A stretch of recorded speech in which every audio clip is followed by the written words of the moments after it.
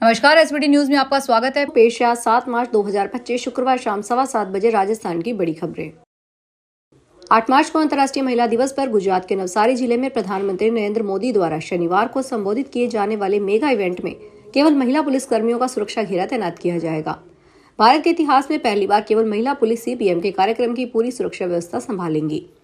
गृह राज्य मंत्री हर्ष सिंघवी ने बताया कि गुजरात पुलिस अंतर्राष्ट्रीय महिला दिवस के अवसर पर एक अनूठी पहल कर रही है। नवसारी के वानेसी गांव में हेलीपैड पर उनके आगमन से लेकर कार्यक्रम स्थल तक पीएम मोदी की रक्षा केवल महिलाएं ही करेगी।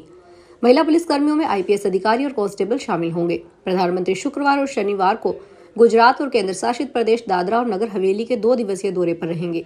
इसके दौरान वे 8 मार्च को वानसी बोरसी गाँव में लखपति दीदी सम्मेलन को संबोधित करेंगे।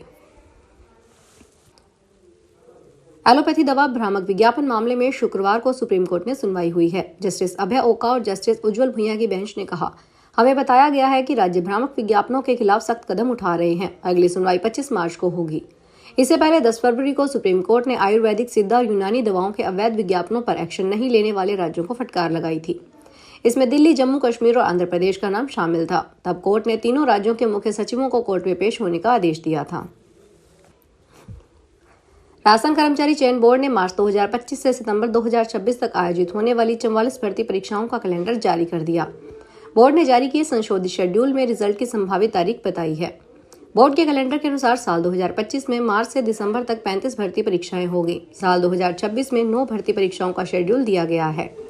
कर्मचारी चयन बोर्ड की ओर से जारी किए गए भर्ती कैलेंडर में सबसे पहले शीघ्र लिपिक और निजी सहायक ग्रेड 2 भर्ती परीक्षा 19 से 23 मार्च तक आयोजित की जाएगी। इसका रिजल्ट इसी साल 20 जून को जारी किया जाएगा। अंतर्राष्ट्रीय महिला दिवस के अवसर पर कल शनिवार को जयपुर में आयोजित होने जा रहा मेगा रोजगार मेला न सिर्फ युवाओं के लिए नौकरी पाने का अवसर होगा, बल्कि ये राज्य सरकार की रोजगार नीति की बड़ी पहल भी साबित हो सकता है। 8 मार्च को होने वाले इस मेले में विभिन्न क्षेत्रों की 40 से अधिक कंपनियां भाग लेगी और नौकरियां उपलब्ध कराएगी। इस पहल से न केवल बेरोजगारी दर में कमी आएगी, बल्कि राज्य के युवा अपने करियर की नई दिशा में तय कर पाएंगे। राज्य सरकार ने रोजगार मेलों के माध्यम से 1,50,000 युवाओं को रोजगार देने का लक्ष्य रखा है। बजट 2025 में सरकार ने रोजगार मेलों, कैंपस इंटरव्यू और नए निवेश के जरिए निजी क्षेत्र में रोजगार को बढ़ावा देने की घोषणा की थी। उदयपुर के सज्जनगढ़ सेंचुरी में लगातार शुक्रवार को चौथे दिन भी आग भड़क रही है। अब तक आग पर काबू नहीं पाया गया है। इससे पहले गुरुवार को आग सेंचुरी से सटे भैरू बाग और उसके आसपास के इलाकों में थी। अब यह आग सज्जनगढ़ मानसून पैलेस की ऊंची पहाड़ियों की तरफ बढ़ रही है। इधर आग को देखते हुए लगातार दूसरे दिन मानसून पैलेस और बायोलॉजिकल पार्क में टूरिस्ट की एंट्री को बंद कर दिया गया। 14 फायर ब्रिगेड से लगातार आग को बुझाने के लिए प्रयास किए जा रहे थे। विभाग की ओर से दावा किया जा रहा था कि सूखी घास की वजह से ये आग लगातार बढ़ रही है। केंद्रीय कृषि मंत्री शिवराज सिंह चौहान के बेटे कार्तिकेय सिंह और लिबर्टी शू कंपनी के डायरेक्टर अनुपम बंसल की बेटी अमानत ने जोधपुर के उम्मेद भवन पैलेस में 7 फेरे लिए। सभी मेहमान शुक्रवार को वापस लौट गए। 7 फेरों के दौरान शिवराज सिंह चौहान ने बेटे बहू को 8वें वचन के रूप में प्रकृति की सेवा का वचन दिलाया। इस दौरान शिवराज सिंह चौहान और उनकी पत्नी साधना सिंह ने जोधपुर से लौटते वक्त कहा कि यहाँ से बेटी लेकर जा रहा हूँ। मैं जोधपुर की पवित्र धरती को प्रणाम करता हूँ। हमारे सौभाग्य सूर्य का उदय हुआ है और यहीं मेरे बेटे कार्तिकेय की बेटी अमानत के साथ पणिग्रहण संस्कार हुआ है। 12 में फर्जी पट्टी जारी करने से जुड़े सवाल पर आज विधानसभा में बीजेपी विधायक कंवरलाल मीणा की नेता प्रतिपक्ष से नोकझोंक हो गई। कंवरलाल मीणा ने सवाल उठाते हुए कहा कि कांग्रेस सरकार ने जाते जाते रेवड़ियां बांटी। इस दौरान फर्जी पट्टे भी बंटे। फर्जी पट्टों के मुकदमे में पूर्व मंत्री प्रमोद जैन भाया का भी नाम है। इस पर नेता प्रतिपक्ष टीकाराम जूली ने आपत्ति जताते हुए कहा कि जो सदन का सदस्य नहीं है उसका यहाँ नाम नहीं लिया जा सकता। सीकर शहर में नानी बीड़ के सीवरेज से निकलने वाले गंदे पानी से परेशान ग्रामीणों ने आज भद्दारगढ़ तिराहे पर महापंचायत की। महापंचायत में नानी, बडाडर, भैरूपुरा, ढाका की ढानी, पूरा की ढानी, सबलपुरा सहित आसपास के गांव ढानियों के ग्रामीण शामिल हुए। महापंचायत को संबोधित करते हुए माकपा नेताओं और किसानों ने कहा कि सीकर शहर की फैक्ट्रियों, सीवरेज व ड्रेनेज का गंदा पानी नानी गांव की बीड़ में बनाए गए डैम में इकट्ठा होता है, लेकिन स्थानीय प्रशासन और वन विभाग की लापरवाही के चलते बार बार गंदे पानी का कच्चा डैम ओवरफ्लो होकर टूट जाता है। इससे गंदा पानी आधा दर्जन गांवों और खेतों में पहुंच जाता है, जिससे खेतों में खड़ी किसानों की फसल खराब हो रही है। International Indian film academy awards 8 और 9 मार्च को अपनी सिल्वर जुबली जयपुर में मनाएगा। Jaipur exhibition and convention centre में होने वाले इस इवेंट के लिए शुक्रवार को Bollywood actor Shahid Kapoor, Nora Fatehi, Nimrat Kaur, Karishma Tanna और सिंगर श्रेया घोषाल जयपुर पहुंची हैं। नोरा फतेही ने कहा कि मैं जयपुर आकर बहुत खुश हूँ। सुपरस्टार शाहरुख खान भी आज जयपुर आने वाले हैं। वे यहाँ 3 दिन रुकेंगे और 9 मार्च को आईफा अवार्ड्स में परफॉर्मेंस देंगे।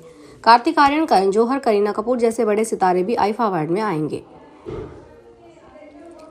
जयपुर में एक देश एक चुनाव के सम्मेलन को संबोधित करते हुए केंद्रीय कानून मंत्री अर्जुन राम मेघवाल ने कहा कि एक देश एक चुनाव को लेकर पूर्व राष्ट्रपति रामनाथ कोविंद की अध्यक्षता में बनी हाई लेवल कमेटी ने तो देश में पंचायत और नगर निकायों के चुनाव को एक साथ कराने का जिक्र किया है।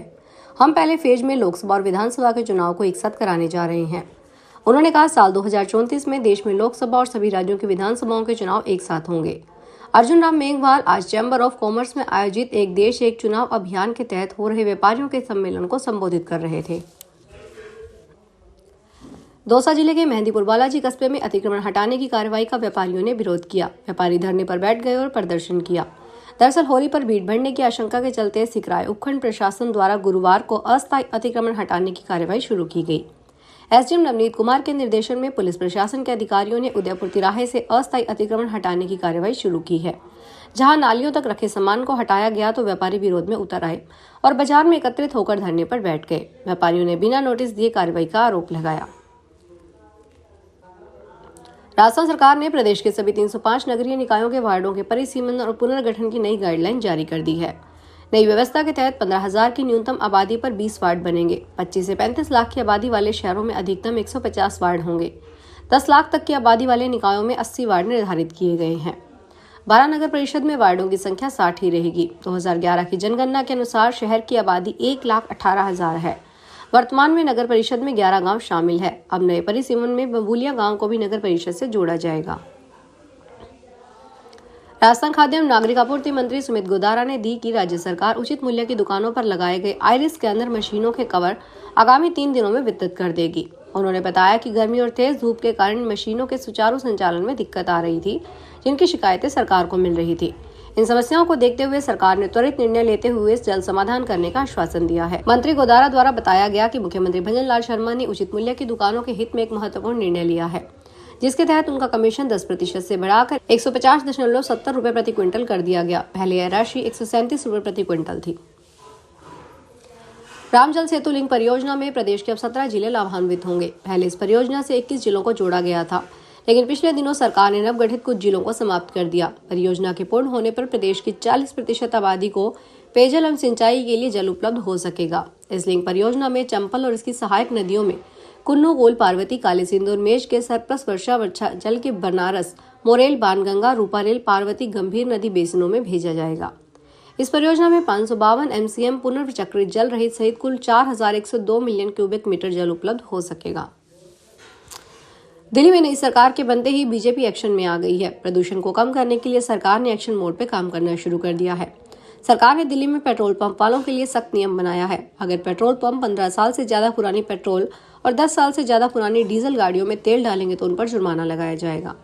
एक उच्च स्तरीय बैठक में परिवहन मंत्री पंकज सिंह ने यह फैसला लिया। सरकार पुरानी गाड़ियों को हटाने के लिए सख्त कदम उठा रही है। फिलहाल इस बुलेटिन में इतना ही, फिर हाजिर होंगे बड़ी खबरों के साथ।